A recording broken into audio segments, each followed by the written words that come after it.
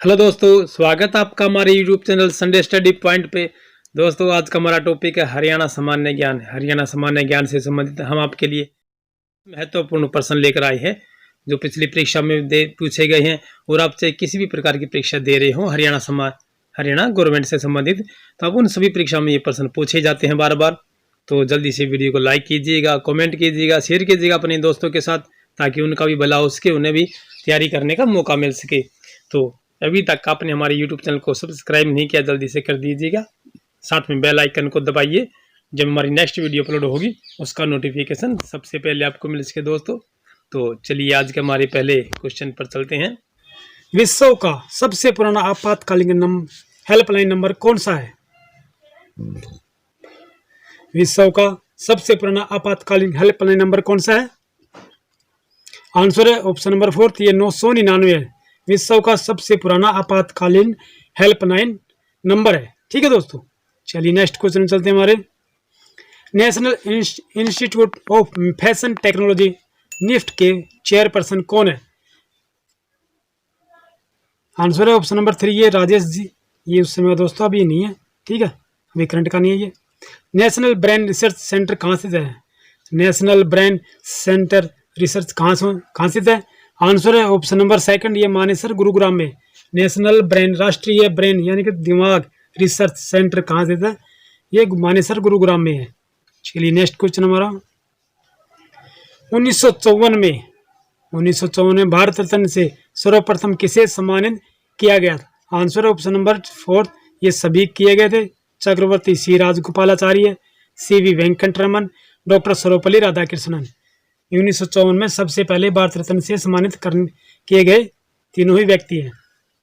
Amnesty international का संबंध किस क्षेत्र से? एमनेस्टी इंटरनेशनल का संबंध किस क्षेत्र से है?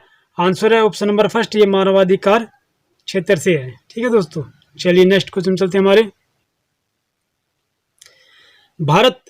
भारतीय रेलवे ने कोहरे से निपटने के लिए किस यंत्र का विकास किया है? भारतीय रेलवे ने कोहरे से निपटने के लिए किस यंत्र का विकास किया है? आंसर है ऑप्शन नंबर 1, त्रिनेत्र। पुस्तक रिंग साइड विद विजेंदर के लेखक कौन है? पुस्तक रिंग साइड विद विजेंदर के लेखक कौन है? आंसर है ऑप्शन नंबर 2, रुद्रनील सेनगुप्ता। चलिए नेक्स्ट क्वेश्चन पे। भारतीय कुश्ती संघ ने नरसिंह यादव के स्थान पर किस को रियो ओलंपिक में भेजा? ये प्रवीण कुमार राणा थे उस समय, लेकिन अब नहीं है दोस्तों। कारगिल विजय दिवस कब मनाया जाता है? अभी अभी गया दोस्तों जस्ट ही। कारगिल विजय दिवस कब मनाया जाता है? आंसर है ऑप्शन नंबर 4, 26 जुलाई को कारगिल विजय दिवस मनाया गया, 84वां। ठीक है दोस्तों। हिंसा पीड़ित महिलाओं की सहायता के लिए केंद्र सरकार ने किस नाम से पूरे देश में 660 केंद्र खोलने का लक्ष्य रखा है? हिंसा पीड़ित महिलाओं की सहायता के लिए केंद्र सरकार ने किस नाम से पूरे देश में 660 केंद्र खोलने का लक्ष्य रखा है? आंसर है option number 4, one stop centre के नाम से। ठीक है दोस्तों। वैज्ञानिक उपकरणों का कितने प्रतिशत भाग अकेले अंबाला में तैयार होता है? आंसर है ऑप्शन नंबर 1, 20%। जो वैज्ञानिक उपकरण तैयार किए जाते हैं उनका 20% अकेले अंबाला में तैयार किया जाता है मटेरियल। ठीक है दोस्तों। हरियाणा का कलेसर नेशनल पार्क निम्न में से किस जीव के लिए प्रसिद्ध है? आंसर है ऑप्शन नंबर 2, ये पक्षियों के लिए प्रसिद्ध है हरियाणा का कलेसर नेशनल पार्क। सतनामी संप्रदाय के प्रवर्तक थे। सतनामी समुदाय के प्रवर्तक कौन थे? आंसर ऑप्शन नंबर B, संत गरीबदास जी। ठीक है दोस्तों, चलिए नेक्स्ट क्वेश्चन चलते हैं हमारे। चंडीगढ़ का प्रसिद्ध मंदिर है।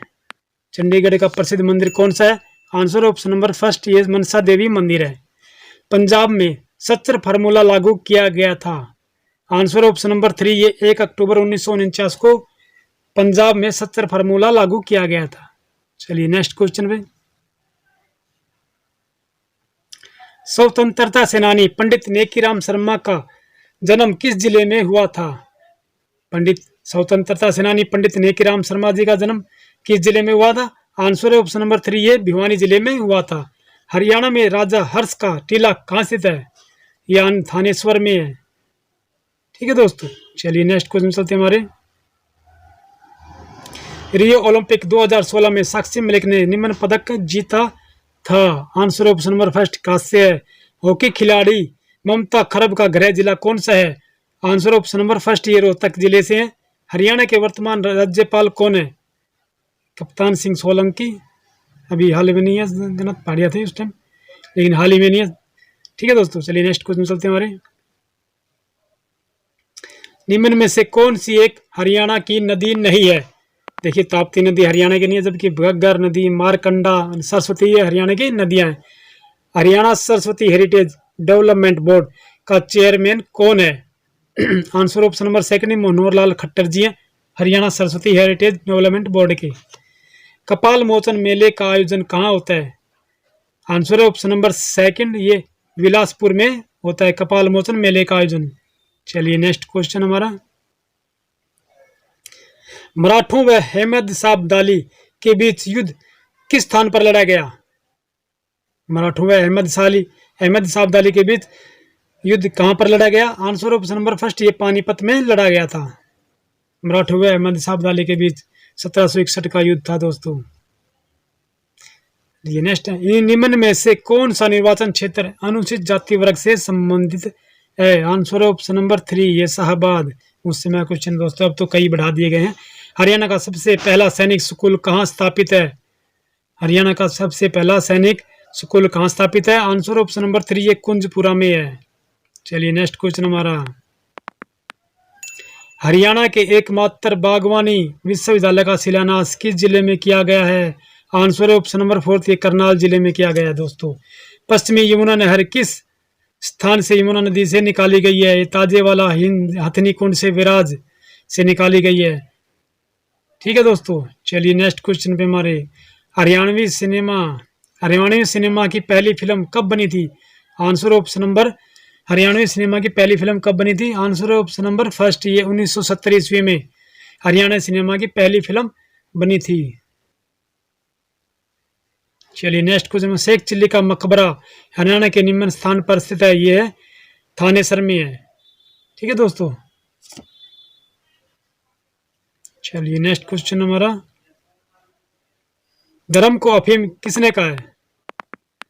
धर्म को अफीम किसने कहा है? आंसर ऑप्शन नंबर 4 ये कार्ल मार्क्स जी ने धर्म को अफीम कहा है।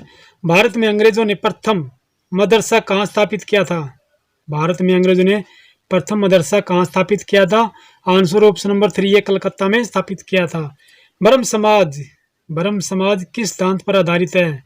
अद्वैतवाद, अनिश्वरवाद, एकेश्वरवाद या बहु ईश्वरवाद?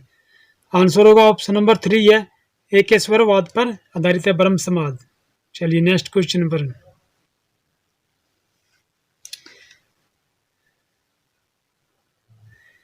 समीप समवर्ती सूची के अंतर्गत निम्नलिखित में से कौन सा विषय आता है? समवर्ती सूची के अंतर्गत निम्नलिखित में से कौन सा आता है?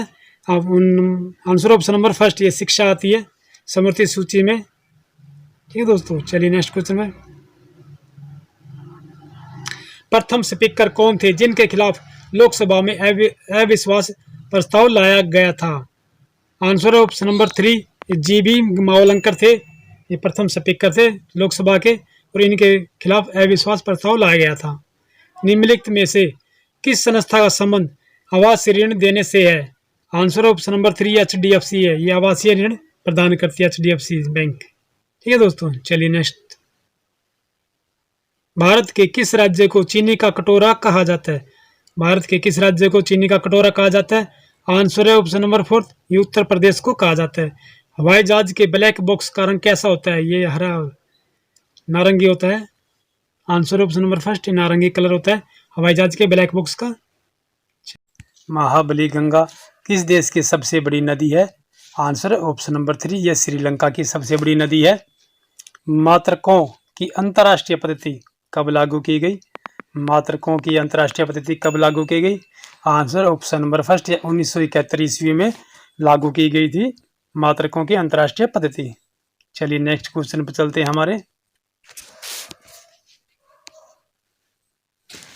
एक हॉर्स पावर कितने वाट के बराबर होता है? जैसे आपने देखा होगा जो मोटर होती है बिजली की, एक हॉर्स पावर 2 हॉर्स पावर की होती है। में से 1 हॉर्स पावर में कितने वाट के बराबर होता है? तो ये 746 वाट के बराबर होता है। न्यूनतम संभव ताप कितना होता है? न्यूनतम संभव ताप कितना होता है? आंसर है ऑप्शन नंबर 4 -273 डिग्री सेल्सियस न्यूनतम संभव ताप होता है। चलिए नेक्स्ट क्वेश्चन पे हमारे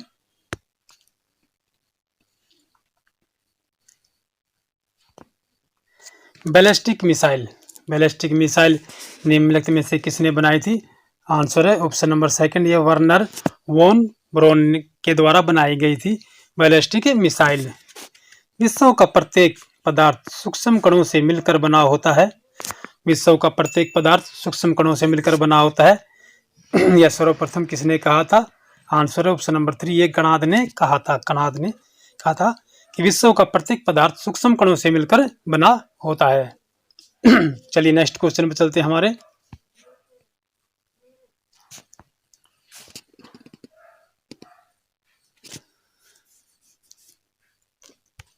तीसरे और चौथे समूह के ऑक्साइड का सामान्य गुणधर्म क्या है? तीसरे और चौथे समूह के ऑक्साइड का सामान्य गुणधर्म क्या है? आंसर है ऑप्शन नंबर 1 यह उदासीन होता है। सिंदूर का रासायनिक सूत्र क्या है? सिंदूर का रासायनिक सूत्र आंसर ऑप्शन नंबर 4 यह HGS होता है सिंदूर का रासायनिक सूत्र। चलिए नेक्स्ट क्वेश्चन पे चलते हैं हमारे। जेनेटिक्स में किसका अध्ययन किया जाता है? जेनेटिक्स में किसका अध्ययन किया जाता है? आंसर है ऑप्शन नंबर 3 है आनुवांशिकता एवं गुणसूत्र का अध्ययन किया जाता है जेनेटिक्स में। डीएनए की संरचना को सबसे पहले किसने रेखांकित किया था? डीएनए की संरचना को सबसे पहले किसने रेखांकित किया था?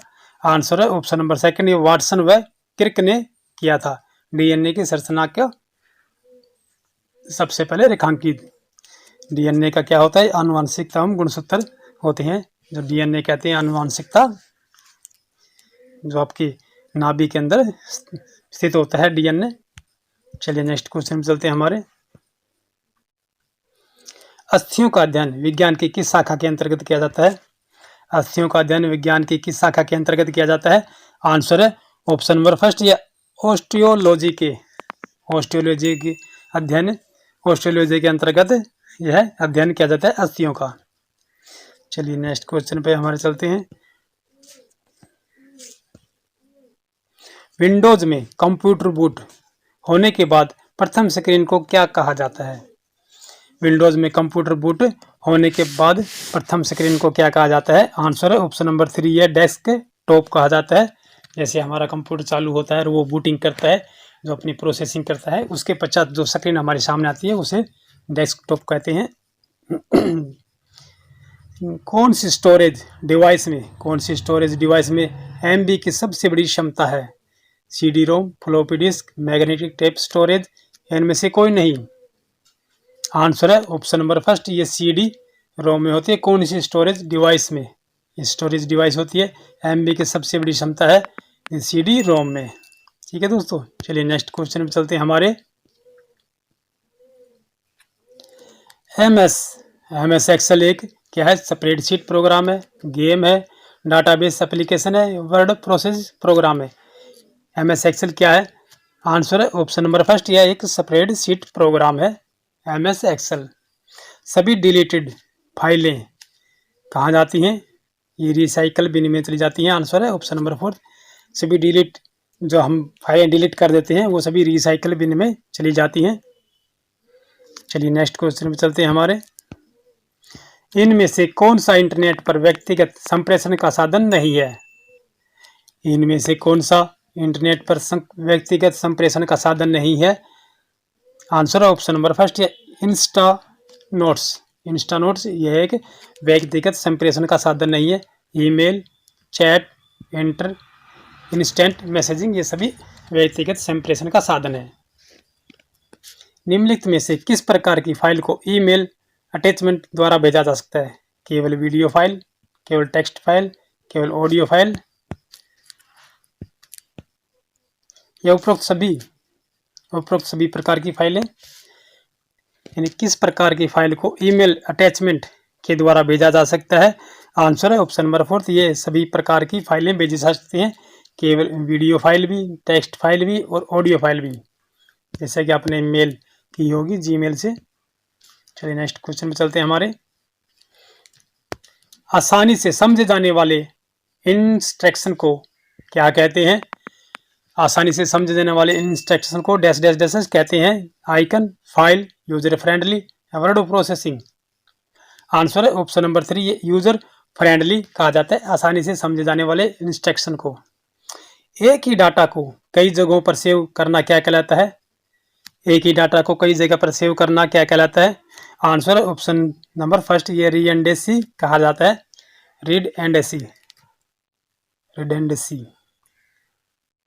रिडंडेंसी कहा जाता है कई जगहों पर सेव करने की प्रक्रिया को। चलिए नेक्स्ट क्वेश्चन में चलते हैं हमारे।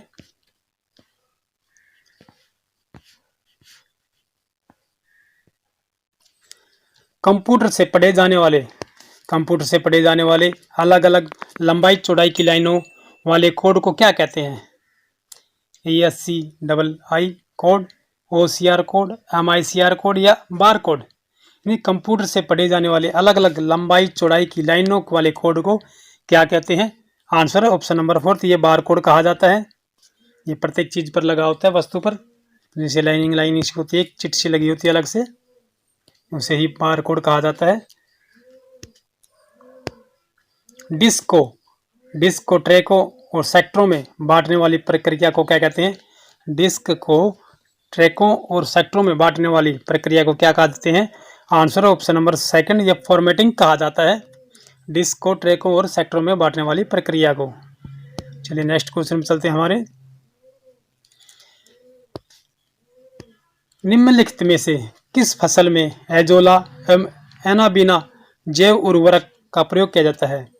किस फसल में एजोला एवं एनाबीना जैव उर्वरक का प्रयोग किया जाता है? आंसर ऑप्शन नंबर 4, ये चावल में किया जाता है एजोला एवं एनाबीना जैव उर्वरक का।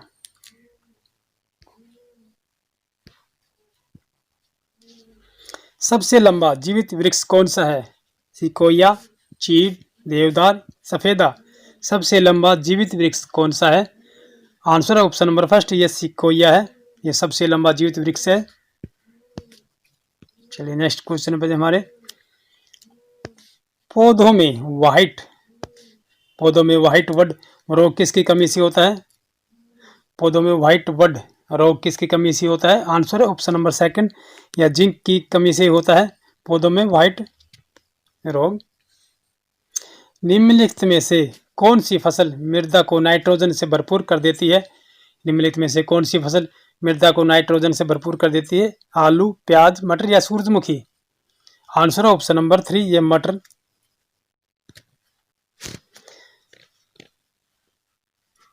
चलिए नेक्स्ट क्वेश्चन में चलते हैं हमारे।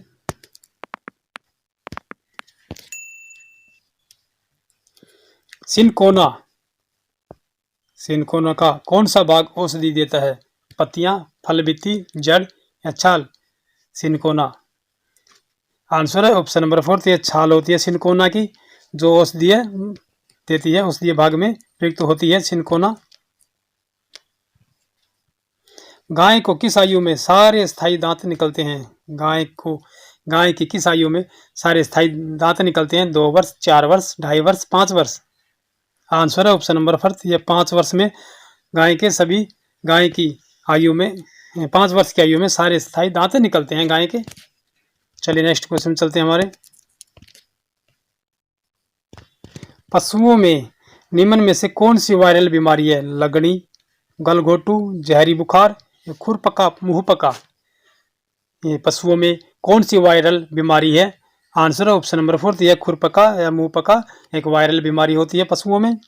राष्ट्रीय डेयरी विकास बोर्ड की स्थापना कब की गई? 1960, 63, 1965 या 1967। राष्ट्रीय डेयरी विकास बोर्ड की स्थापना किस वर्ष की गई? आंसर ऑप्शन नंबर 3, है 1965 में की गई थी राष्ट्रीय डेयरी विकास बोर्ड की स्थापना। चलिए नेक्स्ट क्वेश्चन में चलते हैं हमारे। ये हमारा लास्ट सा सेकंड क्वेश्चन है, अंतिम से। पशुओं में स्ट्रिप कप परीक्षण किस रोग में किया जाता है? पशुओं में स्ट्रिप कप परीक्षण किस रोग में किया जाता है? आंसर ऑप्शन नंबर 1, यह थेनेला रोग में किया जाता है। पशु में स्ट्रिप का परीक्षण थनैला रोग में किया जाता है। चलिए नेक्स्ट क्वेश्चन में चलते हैं। हमारे आज का अंतिम क्वेश्चन है ये, थन फटने या पशु के बच्चे द्वारा काटे जाने पर कौन सा मरहम लगाना चाहिए? थन फटने या पशु के बच्चे द्वारा काटे जाने पर कौन सा मरहम लगाना चाहिए? आंसर ऑप्शन नंबर फर्स्ट, ये बोरिक एसिड का मरहम लगाना चाहिए थन फटने या पशु के बच्चे द्वारा काटे जाने पर। आज की हमारी वीडियो यहीं समाप्त होती है दोस्तों। वीडियो को लाइक कर दीजिए, शेयर कर दीजिए अपने दोस्तों के साथ। यदि आप हमारे चैनल पर नए हैं तो चैनल को सब्सक्राइब कीजिएगा। तब तक के लिए जय हिंद, हमें आज्ञा दीजिए, फिर मिलते हैं नेक्स्ट वीडियो में।